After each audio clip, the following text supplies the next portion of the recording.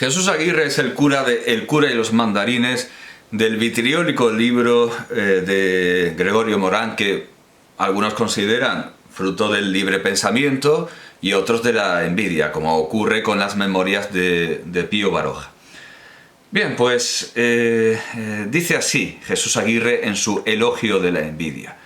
La intención de este título y de las cavilaciones a las que otorga amparo no es muy distinta de la que animó a Erasmo a escribir en 1509 su elogio de la locura. Se encontraba por entonces aquel humanista afecto a las lecciones y sus contrapuntos, acogido por la hospitalidad en Londres de Tomás Moro, futuro mártir, y su mejor amigo. El título latino de la loa, Moriae encomium, es en el genitivo un juego adrede con el apellido del inglés en su manera latinizada.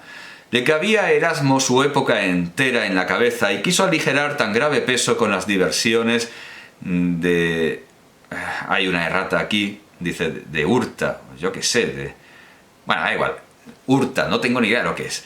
Habiendo observado que la locura era un fenómeno tan general que no podía, sin su mediación, y esto es cita de Erasmo, tolerar el pueblo a su príncipe, ni el amo a su criado, ni la criada a su ama, ni el amigo a su amigo, ni la esposa al marido, se propuso, otra vez cita, untar la demencia con un poco de miel.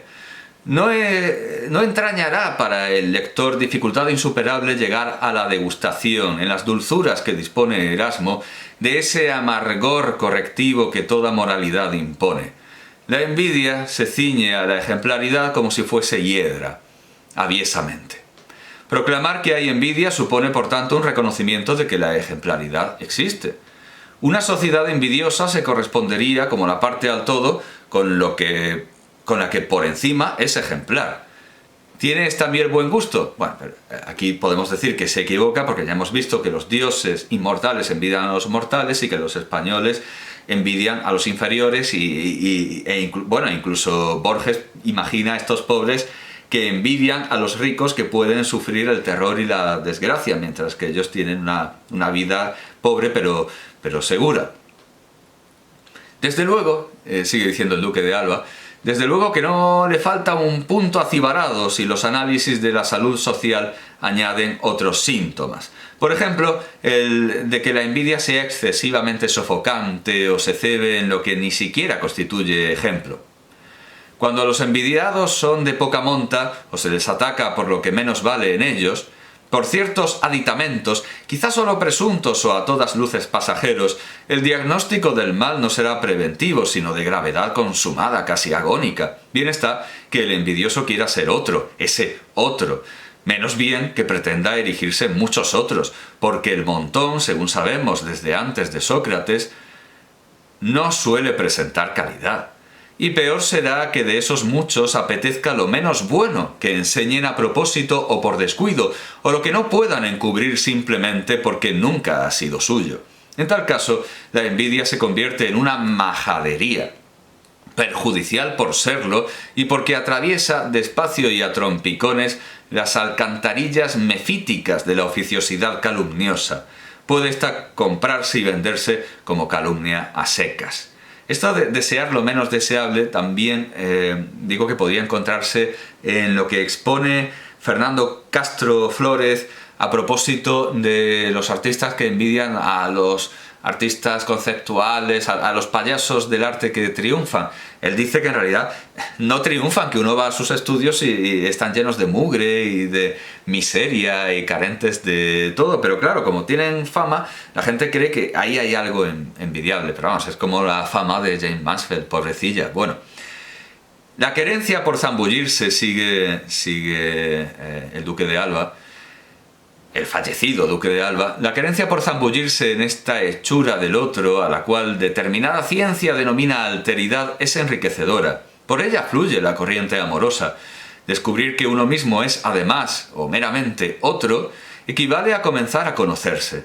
Pero la práctica de esta escalada, que se haga pisando los peldaños de la envidia calumniosa, no logra alteridad con beneficio, sino una alteración o embarullamiento de la identidad personal en unos casos pocos y social en amplia mayoría. ¿Es cierto que se ha arrumbado entre nosotros cualquier aspecto de hipocresía? que era el mal de los ingleses, según Madariaga. El equilibrio social, nos alertan avisados tratadistas, se mantiene como un arte quebradizo. Decir lo que se piensa y lo que sucede como si se pensase que no debiera suceder. La corrección es dura tiranía cuando su insistencia afila tanto la denuncia que la hace Roma y la prolonga incluso hasta una condena apresurada. Es injusto el juicio que degrada a rutina el ademán importante del veredicto sumarísimo. La altisonancia de tamañas sentencias consigue además que no se oiga la voz sonora de las que sí debieran alcanzar pronunciamiento. El placer grosero de una sonora carcajada, esto es cita, no sé de quién, vamos a ver de quién, el placer, qué bien que existe Google, el placer grosero de una sonora carcajada. Aparece en este artículo, ¿no? O sea, aparece como cita, pero no es de ningún autor. No sé por qué va entre comillas.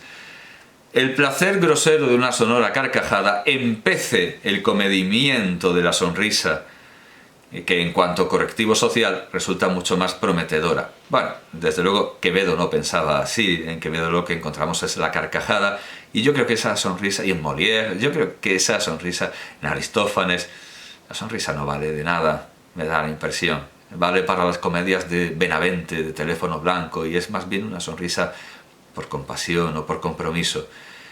Yo creo que el humor que no despierta la carcajada no es humor. Toda sociedad pendiente de esas reiteraciones clamorosas termina por necesitar, como alimenta el inquisidor al buitre que le devora las entrañas, de culpas, que le convienen más que nada porque son falsas. Su gesto ocupa así más escenario. La severidad no se predica de la misma guisa que el fanatismo. Miente éste, aunque diga verdades, no tiene razón, ni cuando no carece de razones.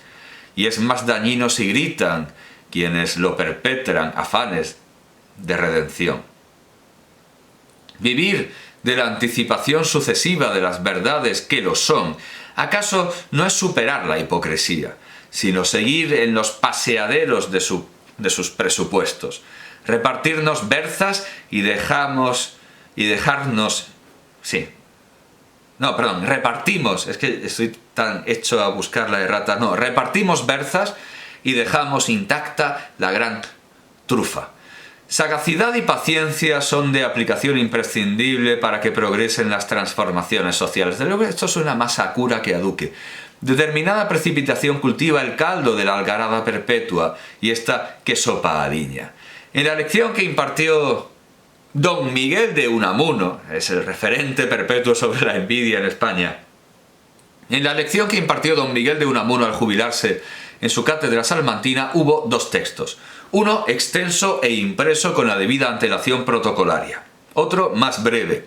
Las pocas cuartillas que el rector por antonomasia sacó de improviso de sus bolsillos cuáqueros.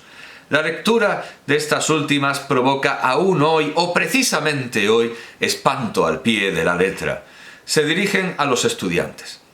Os están enseñando a calumniar, a injuriar, a insultar. Os están incitando a despreciar, a renegar. Esa marea de insensateces, de injurias, de calumnias, de burlas impías, de sucios estallidos, de resentimiento, no es sino el síntoma de una mortal gana de disolución nacional, civil y social. Salvadnos de ella, hijos míos. Os lo pide quien ve en horas de visiones revelatorias rejores, entiendo que más que rejores será rojores de sangre y algo peor, livideces de bilis. Por cierto que hace poco he leído los cuadernos de Vygotsky y también tiene estas visiones ante la guerra mundial. Corría el desgraciado año español de 1934. Al correr del 90, vale la pena meditar en aquella bilis lívida que fue asesina. La contienda civil enfrenta a un grupo social con otro. Sorda, fría, es la guerra que amontona a todos contra todos. El color de la envidia dicen que es amarillo.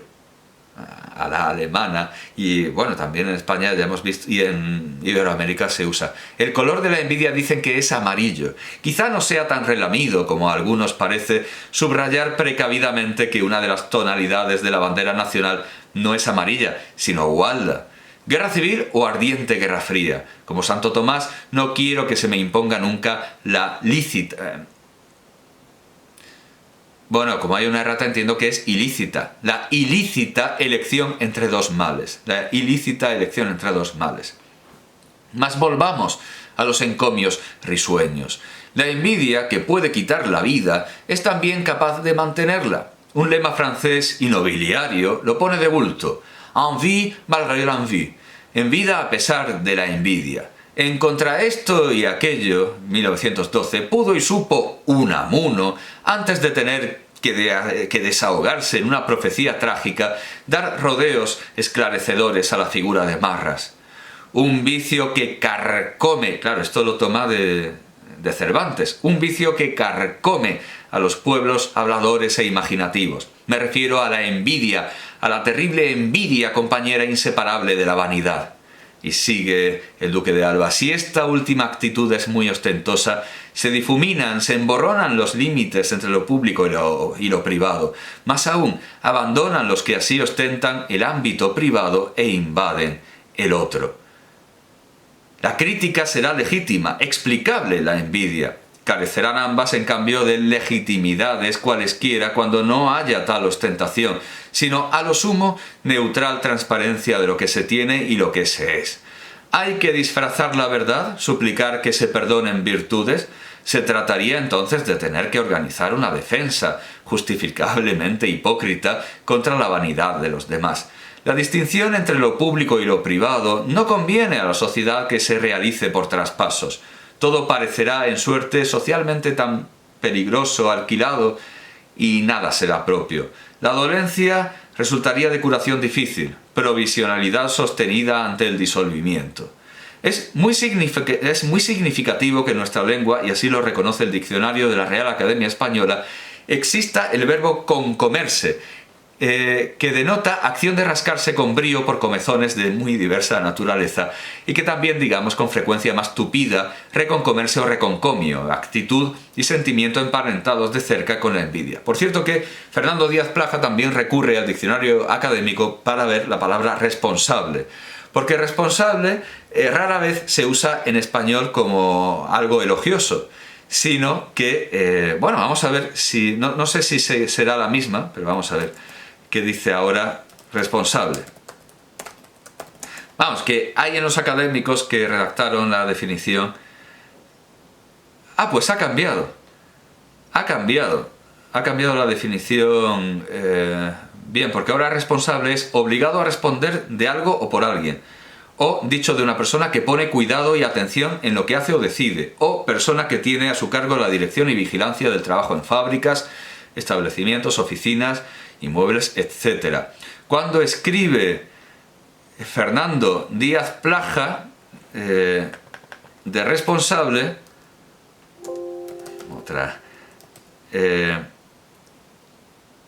lo que tenemos es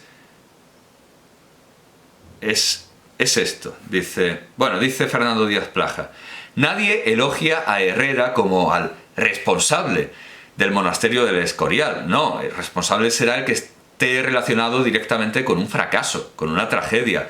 Como en otros casos, el diccionario de la lengua marca en las dos acepciones del vocablo toda la psicología del español. Primero, la definición escueta derivada del origen etimológico. Después, el matiz que el español le ha dado. Responsabilidad. A. Obligación de responder de una cosa. B. Cargo u obligación moral que resulta para uno del posible yerro. Bueno, parece ser que la Academia ha cambiado su definición. Vuelve el duque de Alba a Unamuno. Abel Sánchez, 1917. Dice: el Caín de la narración, que es Joaquín Monegro, a más de moral lo es, pues, fonéticamente, se sorprende un día pidiéndole a Dios que inocule en Abel envidia por él. Pidiéndole a Dios inocule en Abel envidia por él. por el mismísimo Joaquín. Ah, si me envidiase, si me envidiase. Y a esta idea, que como fulgor lívido cruzó por las tinieblas de su espíritu de amargura, sintió un gozo que le hizo temblar hasta los tuétanos del alma, escalonados. Ser envidiado, ser envidiado. Bueno, 10 años antes había escrito Sánchez Ferlosio su artículo sobre que los españoles no envidian, sino que quieren ser envidiados, en el mismo periódico, pero como muchas veces ocurre, esto no es una respuesta, parece que no ha leído ese artículo, al igual que Juan Manuel de Prada parece no haber leído el artículo de Azorín, La evolución de la sensibilidad, en el mismo periódico ABC, en el que él contesta a todos los que se han planteado el problema de la supuesta crueldad en el Quijote, menos a Azorín, que escribe precisamente en su propio... Esto es frecuente en la Universidad Imperial de Tokio, también hemos visto a gente que ignora completamente lo que han hecho sus predecesores en el siglo XIX, esto es muy común. Bueno, está planteando el problema del que ha tratado Sánchez Ferlosio, pero no está respondiendo, no hay diálogo.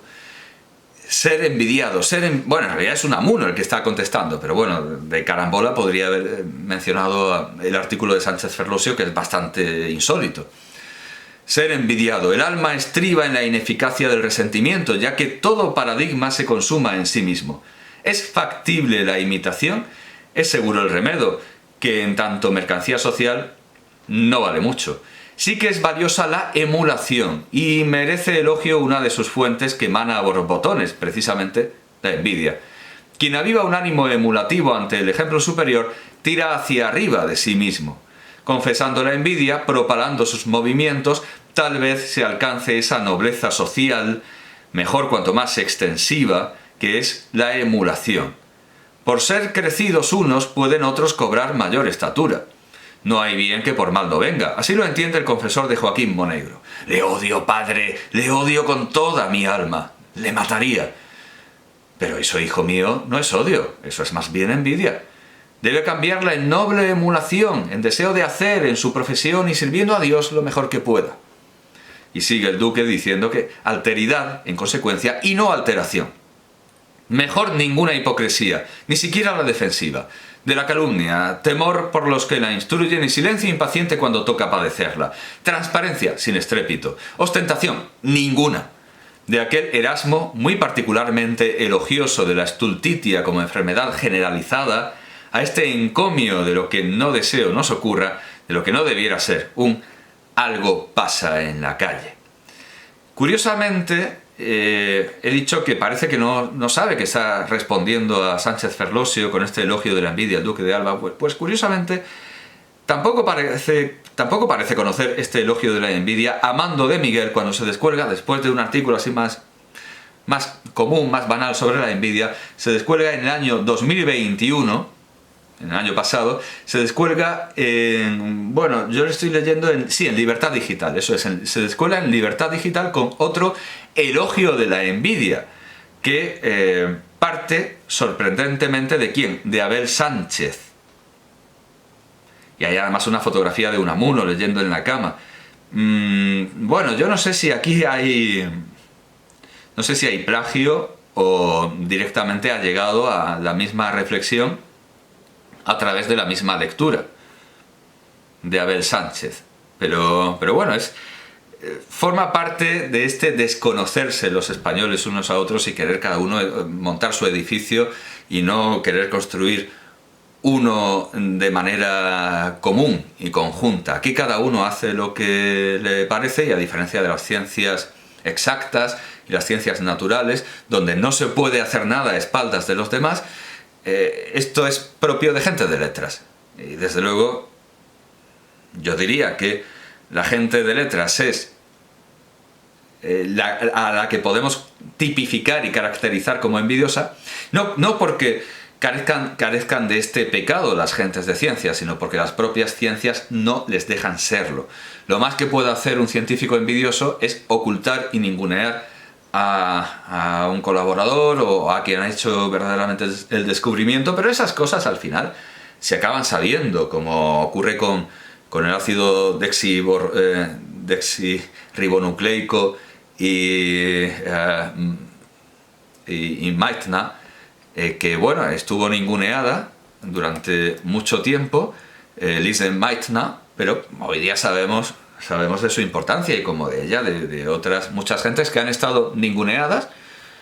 Y bueno, eso es lo máximo que puede hacer la envidia en la ciencia. Pero al final las cosas salen. En cambio en las letras no.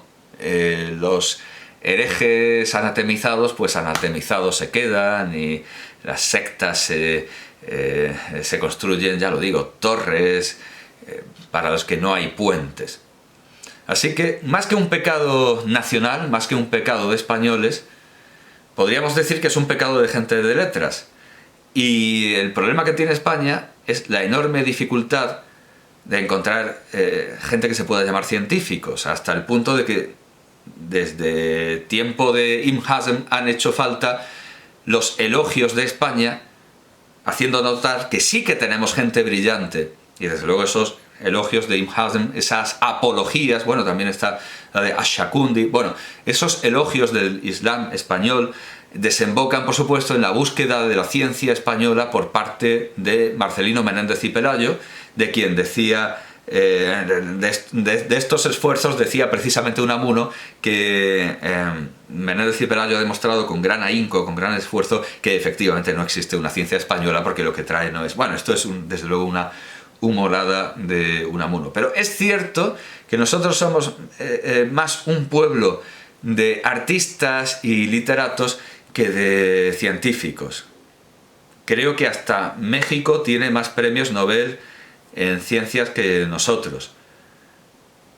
Bueno, porque científico era, sin duda, científico era Echegaray, pero le dieron el Nobel como literato, y de hecho a él bien le hubiera gustado dedicarse a la matemática con más profundidad, pero lo que le daba de comer era el teatro.